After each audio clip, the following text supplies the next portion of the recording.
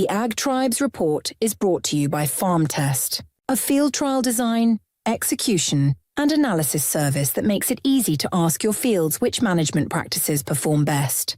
To start your field trials, visit farmtest.ag.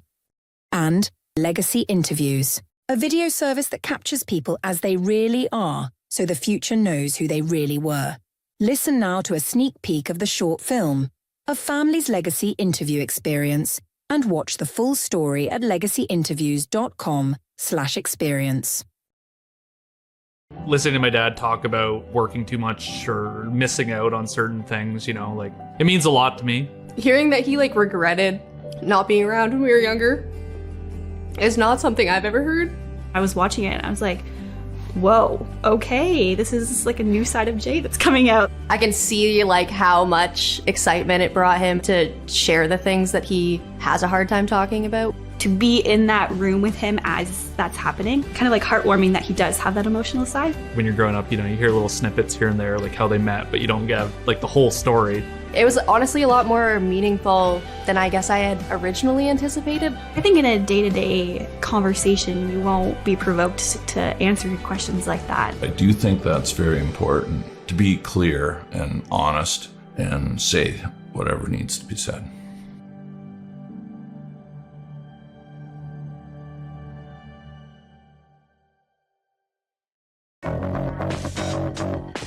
Welcome to the Ag Tribes Report, a breakdown of the top stories affecting the culture of agriculture, with your host, Vance Crowe.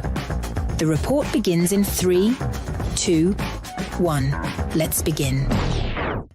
Welcome to the Ag Tribes Report. I'm your host, Vance Crowe. Each week, I bring a co-host to represent the many perspectives of the ag tribes that collectively make up U.S. and Canadian agriculture. This week, I am joined by Jared Luhman. Jared is a cattle and crop farmer from Goodhue, Minnesota. His farm manages 230 registered Angus beef cows, marketing low-input forage-developed bulls through Faro Cattle Company. Jared also hosts the Ranching Return podcast, known probably more popularly as the Herd Quitter podcast, where he discusses farming beyond just profitability, focusing on returns to land and lifestyle. His podcast, which has been listened to over 1 million times globally, was born out of a desire to better his own operation and create sustainable, enjoyable business model. Jared, welcome to the Ag Tribes Report. Thanks so much, Vance. I'm happy to be here.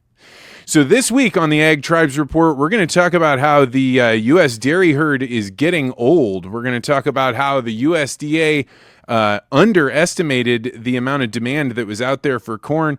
We're also going to talk about what's going on yet again this week between the American Farm Bureau and the Illinois Farm Bureau. And if we have a little bit of time, I want to post a very interesting video on drones that I think everybody should know a little bit about. We're going to do that.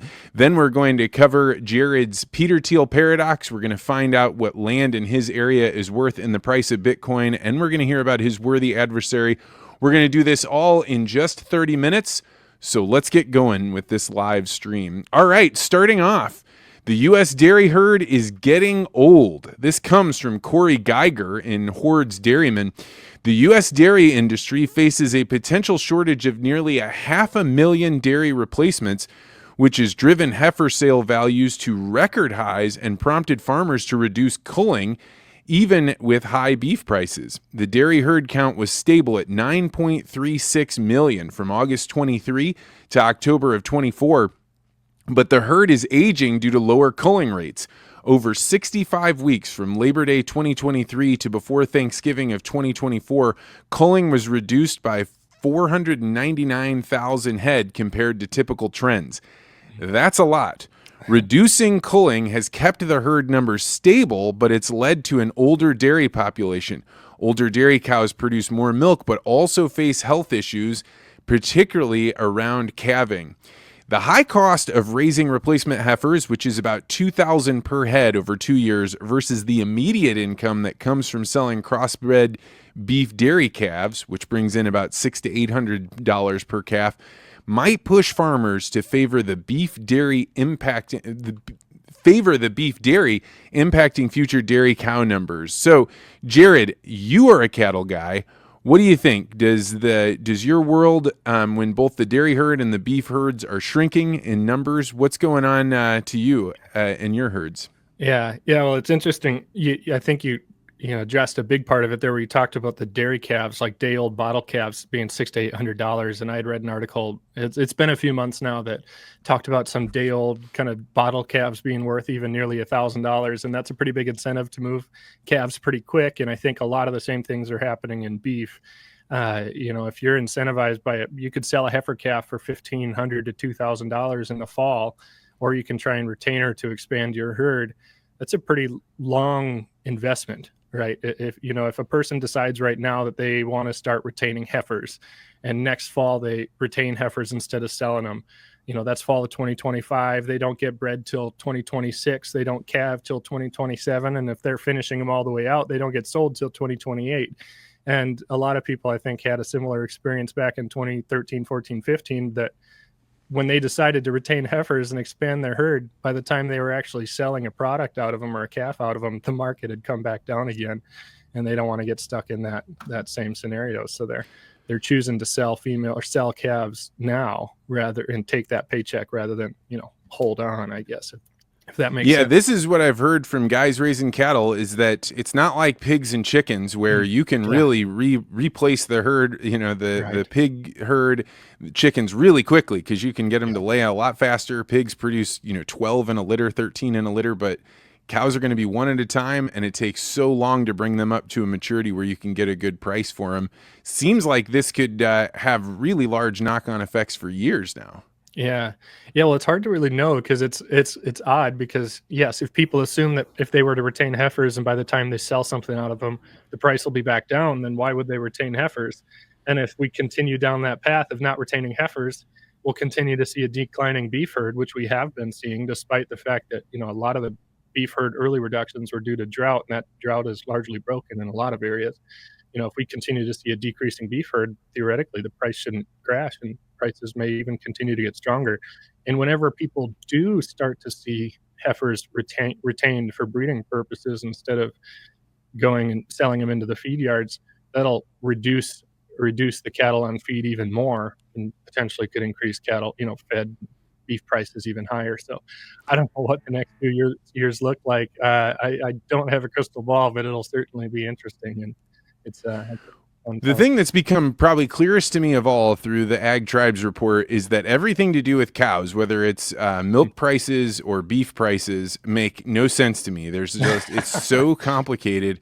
Yeah. But one of the things that I've really been wondering a lot about is I noticed personally that when the eggs that I was using, when I would just go to the store and buy regular white eggs, when I would go to crack them, they'd smash open like they were made out of sand or something. It was not good. So I started going to pasture raised and free range, only because one of my friends in the poultry industry said, yeah, the reason that's happening is because the chickens are being kept around longer, and that's because people don't want to pay higher prices, so they're not getting rid of chickens. And the cost of that is that you're going to have shells that crack up a little easier. I have to wonder, are there downsides to keeping dairy cows around for longer? Is there milk change in its quality? Oh, that's an interesting question. I hadn't considered those additional side effects and keeping animals around longer on the actual food component of it, and I couldn't tell you one way or another on dairy cows. But it's an interesting consideration. I don't know. Yeah, the research that I did was actually like there are some positives. Older cows produce more milk. Their butter fat and protein is higher than younger herd mates. But I just wonder if there is a flip side, because almost everything comes with a certain cost. Yeah. Speaking of cost, what do you think is going to happen to the price of cattle? What's going on right now? Are cattle producers doing well? Yeah. Well, you know, I'm a cow-calf guy, and so I can't speak as much for the backgrounders and feedlots. It's kind of interesting on the backgrounding and feedlot side.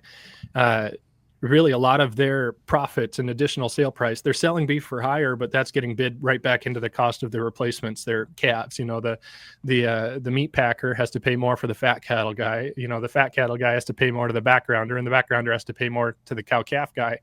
But it's a good time to be a cow-calf producer, because for the most part, you know, we are the origin point. You know, we own the cows. That's the factory that produces the calf. And so if we can maintain a decently steady cost of production, we can take advantage a little more of these higher prices than a lot of the other guys. Now, hopefully, with those increased prices, their margins are widening up a little more too. But there's a lot more interest costs in the more expensive calves. Those other portions of the industry have to pay. But yeah, I guess as far as cow calf side, it's a good time to be in the cow calf industry if you can keep your cost of production under control.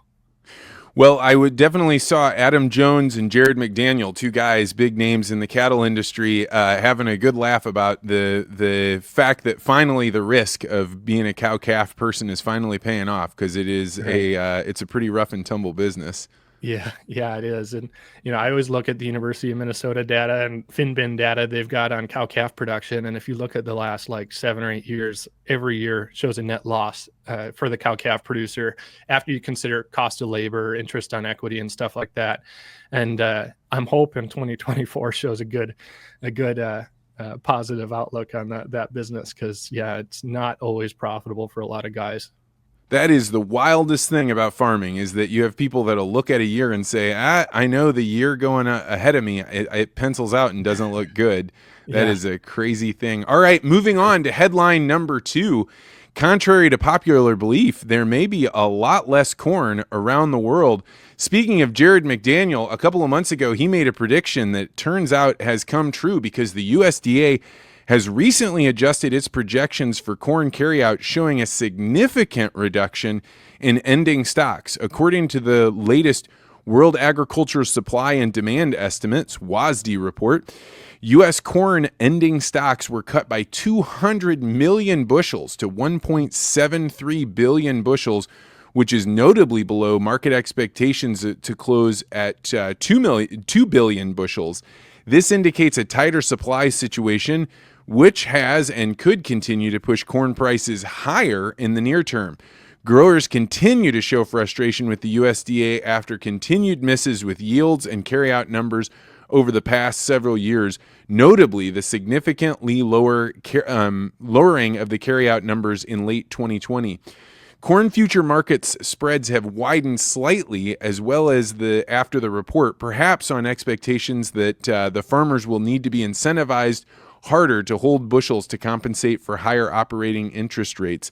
The carry trade in corn will be worth keeping an eye on. I called my friend Michael Ring to get his opinion, and he said the most fundamentally bearish news for corn long-term right now is that we may see significantly higher acres planted in 2025 as a result of decreased soybean demand after reportedly high production numbers coming out of Brazil.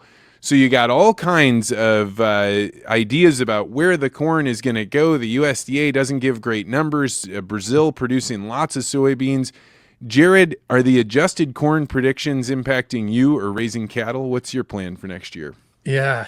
So, it's interesting how directly not that much, right? Because most of we really don't feed any grain to any of our cattle, and we sell calves, we don't finish them out on grain or anything. So directly, we don't have an increased cost of production.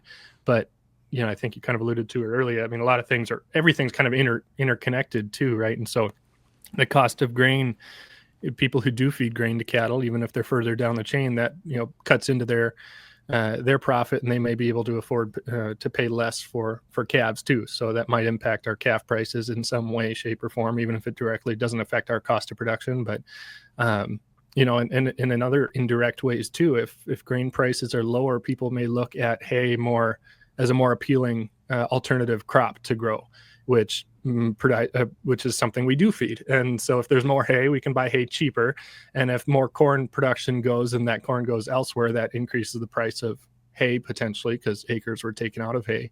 And that might impact our prices. It's interesting. This year we've been able to buy a lot of cheap and abundant hay, which has been an enjoyable thing. But if crop prices get better, who knows? Maybe that may not be the case.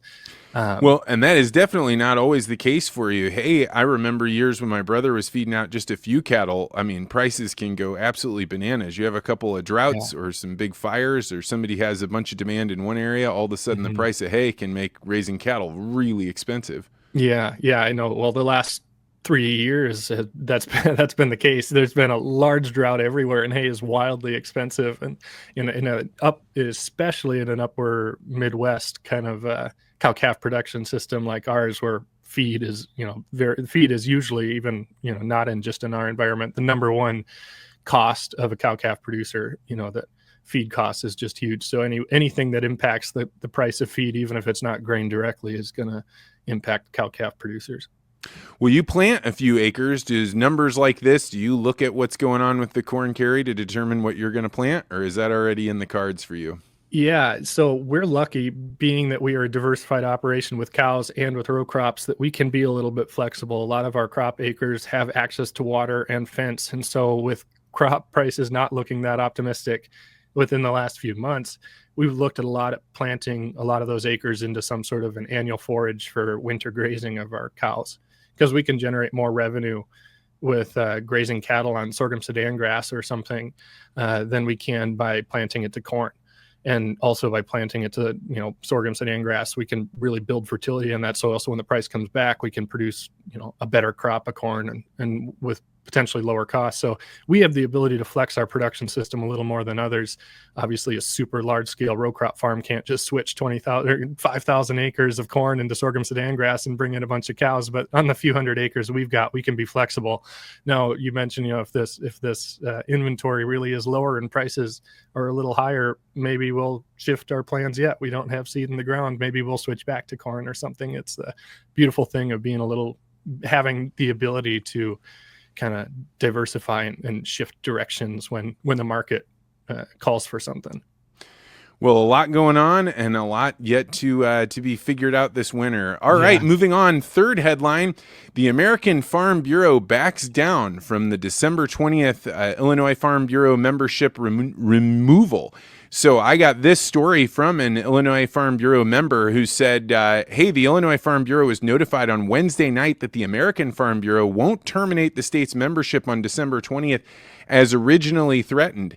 The American Farm Bureau's board of directors approved an amended resolution that would, instead of ending the Illinois Farm Bureau's membership, it's going to push it back to 30 days after the pending litigation. If you were listening last week, you heard me say that the Illinois Farm Bureau is going to fight the removal of their membership. So they are in litigation, I believe, in McLean County, Illinois.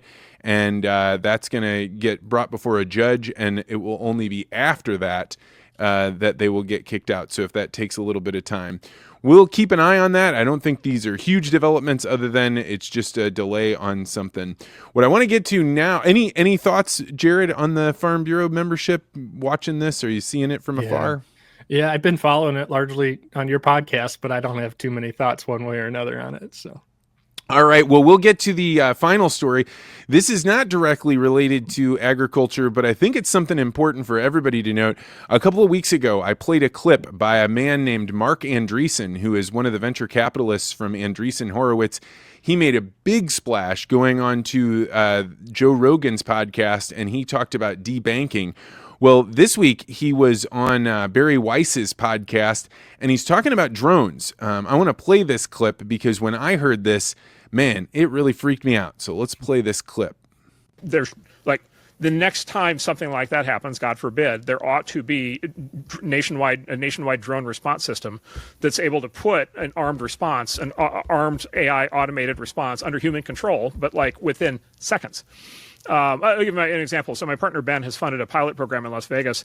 The Las Vegas PD now has the ability to put an unarmed drone with a high-resolution camera on site at any at the location of any 911 call, any burglary alarm, or any gunshot. In Las Vegas, they're able to put a drone on site in 90 seconds. Wow.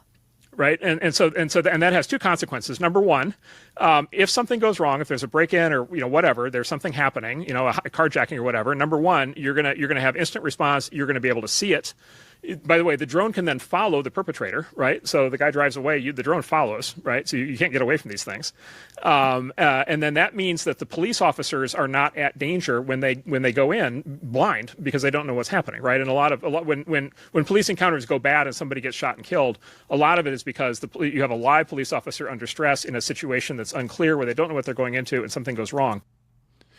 All right, Jared, before I interject my own opinion on this. What do you think about AI-controlled drones going into cities to respond to gunshots? I was hoping you would give your perspective before you ask for mine. No, it's interesting. I mean, I can see advantages of it in that quick response and things happen real fast. You know, a lot of times first responders can't get there quickly. So I obviously can see advantages of that. It's a little crazy that there's access to, I don't know. Yeah, who knows where that goes? But yeah, what do you think on it? Oh, my response is hell no. This is like the absolute power I do not want local law enforcement to have. I think that it has the potential to be civilization ending. I think this is where you have Orwell surveillance state that can be taken to a whole nother level. And I realize that drones are a reality. They're a reality on the battlefield. We're seeing that there's, reports of drones off the coast of New Jersey, all of this. But local law enforcement, one, having drones that can surveil and chase people is no good. Imagine COVID, where they say, well, we can't post a police officer here. We're just going to post drones up here and then follow you around if you're leaving your house and you're not supposed to. And then two, ultimately, drones have the potential to be incredibly lethal. And if somebody were to get in control of a fleet of drones within the United States, this is incredibly dangerous. So I am absolutely, totally against this. And for all the good things that drones bring, I am so against this that I would give up many, many of the positives that come with drones. Sure. That's fair. I can see that, but it's often like any tool, right? That within, any tool can be used in a poor way as well. So I can see advantages of it, certainly, but the way you described it sounds pretty horrible. I have no interest in a surveillance state where I can't do anything without fear of being watched, by somebody else. But I mean, like I have these visions of, like being attacked by like birds, right? Where it's like a warrior from above and there's nothing you can do and you have to hide out. And I know my friends have kind of made fun of me about this, but it is a very real possibility. And drones, they're a dangerous force. I think they are as dangerous as nuclear war. Yeah. And I guess where I can see an advantage, like they talk about an abduction, if a person runs and takes off with a kid and the parent calls right away to the emergency response and says, hey, this car is driving away from right here, and they can be there right away and see it, where a police car, that person could be out of the county before somebody actually gets there. I can see it's all with intention that things could be used well, but I agree. I have no intention or a desire for it to be used in the manner that you described. That's pretty scary stuff.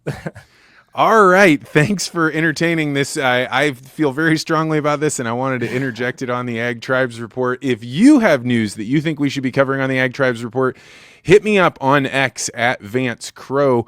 Now, moving on to the Bitcoin land price report. Jared, what county do you live in, and what's an acre of land going for in terms of U.S. dollars? Yeah. So I'm in Goodhue County, Minnesota, and I've seen poorer land for $10,000, but good land, I would say, in that $12,000 to $13,000 range is what I've been hearing. If it comes for sale, doesn't seem like it happens too often. That's an interesting thing. I've been reading about that. You and I shared some stories back and forth this week about how land isn't coming up, and then when it does, there's some no sales that are happening where people aren't getting the price they expect. Yeah. Well, if we were going to keep this going on Bitcoin, last week the Bitcoin price for one Bitcoin was $96,900. This week, as of press time, it was $101,500. So if we were to take the average of your high quality land, that'd be $12,500 per acre. That means you could get 1 acre for 0.123 Bitcoin per acre, or one Bitcoin would buy you 8.1 acres of farmland in Goodhue County. Jared, how does that strike you? It strikes me as crazy. It's wild to me. And I know, I'm one of those guys probably who don't fully understand the purpose of Bitcoin.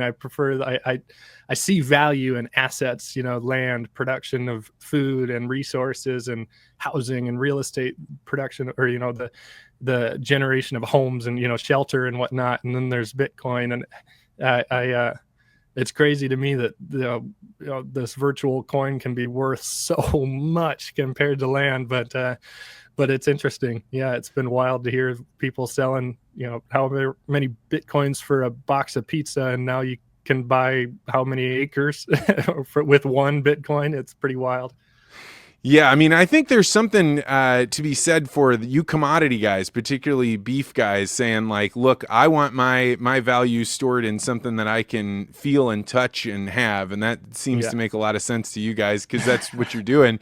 And I think it's very interesting. This week, there are 4 states that have proposed that they were going to have their own strategic reserve of Bitcoin. And I think they're trying to do their best to front run what looks like the Trump administration might actually have a strategic reserve of Bitcoin. We'll see where that goes. But I would anticipate that if the U.S. says they're going to hold Bitcoin and try and accumulate more, that price will go up because they're not making any more Bitcoin. There's only the ones out there that are there. It sounds familiar what people say about land. Yeah. I couldn't agree more. But I digress. We've got to keep going if we're going to keep time. Now on to the Peter Thiel paradox. This is where I'm going to ask Jared, what is one thing that you believe that almost nobody you know agrees with you on? Yeah. Yeah. So in my geographical region here in Southeast Minnesota, we've got a lot of row crop land and there is a lot of pasture land, but most people look at grazing and the grazing business as a business for the land that you can't farm. You know, row crops, corn, soybeans comes first. And so I guess my paradox there would be that I believe that there is potential for grazing to be a strong and solid and profitable enterprise on productive tillable row crop land. And I know there's a lot of people who look at us putting really good ground into pasture and thinking we're insane, but I've seen some people produce some pretty darn good profits in that kind of a production model. So there's my thought. I think this is a good one because in the people that are out there buying land, I mean, they really are putting their money where their mouth is. When they buy it, they plan to put it in row crops. Mm-hmm. Tell me, do you think you can make it more profitable than growing row crops? Well, it comes down to the year because this year I would say we sure could. When it was 2 or 3 years ago and corn was $7-8 a bushel, probably not. That's pretty hard to compete with just about anything. But on an average year in, year out basis over the long haul, I think we can be profitable on row crop land. And, you know, that to me, a lot of times that seems more appealing to me than the really volatile row crop where it seems like, I hear people talk about really good for 3 years, really bad for 3 years, and hope to break even for 4 years or whatever that is or something like that. And if you can produce a nice steady profit on a production model of grazing, and I think it's interesting. A lot of people look at grazing as maybe just this like almost hippie or grass and soil and ecological movement. I just see grazing as a solid, awesome business model that also is very enjoyable and has a lot of ecological benefits. Well, Jared, I am going to give you a 9.2 on this one. I think All that right. this earns a really good price because everybody else around you is taking their money and they're putting it into row crops, and you are putting your money into doing this. And so I think like a man that puts his money where his mouth is deserves a high score. So congratulations, that may be the highest score we've ever given on the Peter Thiel paradox. All right, let's move to the final segment, the worthy adversaries. This is where we try and get out of our ideological echo chambers. A lot of times on X, we only talk with the people that agree with us, or if we argue with people, it devolves into name calling and stuff that doesn't really help. So it's always good to think about who is someone that you respect, but you totally disagree with. Yeah. So I'm going outside of agriculture a little bit on this one. And the person that came to my mind I really struggled with was Grant Cardone. He's very vocal in social media on real estate. And there was one clip that went around of him saying, if you don't make $400,000, you should be embarrassed. And, I cannot get behind that mindset where you got to have more, 10x everything, be bigger, be better. But on the other hand, as far as the respect side, that guy has built some incredible businesses. He has helped a ton of people, taught a ton of people. So you got to respect what he's done. But I pretty strongly disagree with him on a lot of those perspectives of more, and growth and productivity above all else. So. In my lifetime, I've met maybe 3 people that really remind me of Grant Cardone. They are full of energy. Yeah. They believe that they can do anything, and they are when they're up, they're way, way up. And if they're down, they are way, way down. And they've got those kind of magnetic personalities that seem to allow the world to just kind of, well, they call it the reality distortion field around them, right? Like where reality doesn't seem to touch them. Right. And I'm with you. Like you have to respect a person that's at least seemingly delivered on the financial gains that they have, but I strongly disagree with him as well. If you want to see a list of worthy adversaries, you can go to my X profile every week. I add those new people on there. And Jared, we will get Grant Cardone on there. All right, we are wrapping up in time. Jared, just for a little bit, tell people about your podcast. If they tune in, what can they expect to hear on your show? Yeah, thanks for that. The Ranching Returns podcast, I talk to farmers and ranchers, primarily grazing-based livestock enterprises, people who are profitable, some of them even on row crop land, making a go of it in that business. And we talk about, how we can improve our lifestyles, how we can improve the land, and how we can improve profitability. And it's a lot of fun. So yeah, if you're interested in any of that stuff, feel free to tune in, Ranching Returns podcast. Well, I have to say, one of the reasons I reached out to you, Jared, was because I like the way you engage with people on X. You posed a super simple question the other day, and I can't remember even what it was, but I was like, hey, that stimulated a great conversation. I really love it. He's a great follow. It's at JARLUH, Jarla. And it's a great follow on X. So, Jared, thank you so much for coming on the Ag Tribes Report. Thanks, Vance. Really appreciate it. All right, so we are going to wrap the show up. I want to give a big shout out to farmtest.ag. If you want to find out if the systems you're using on your fields, whether it's crop protection or seeds, are producing the results that the marketing manager said that they were, you can use farmtest.ag to lay out plots, set up a test, and run it. It is run by Nick Cizik, who I did a podcast with a few months ago. It is an extraordinary company. I recommend going and checking it out. Also, Legacy Interviews. This is where I sit down to record the life stories of your loved ones so that future generations can see that spark, see who they are, who they were, and record those stories so they know their family history. If you've been thinking about giving this as a Christmas gift, and we have been busy wall to wall these last few weeks getting people purchased, getting people's interviews recorded, getting them sent off. It has been crazy busy, but if you want to give this as a Christmas gift, definitely have a meeting with me before December 16th so we can get that gift package out to you so you have something to give your loved one for Christmas. You can learn more at legacyinterviews.com/experience, and there you can watch that full video of the family watching their legacy interview. All right, we will be back next week where Joe Valaklavic is going to come on the podcast and share his insights from the tribe that he represents. So until then, I, as always, feel free to disagree.